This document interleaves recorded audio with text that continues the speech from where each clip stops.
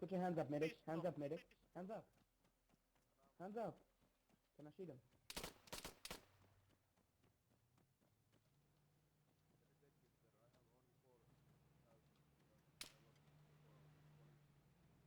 I'm afraid he has a pistol. Come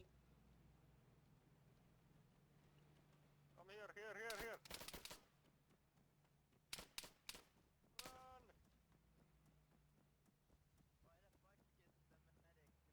Medic! Medic! Do you need a pistol? Yes. Medic, don't forget about your life. Give me the keys, I'm gonna give you a pistol.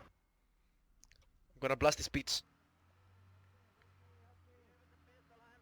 You put your hands up, hands up, hands up.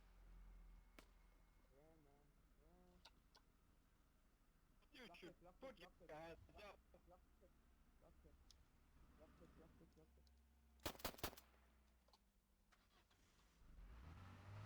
The medic just killed me! Good job, good job.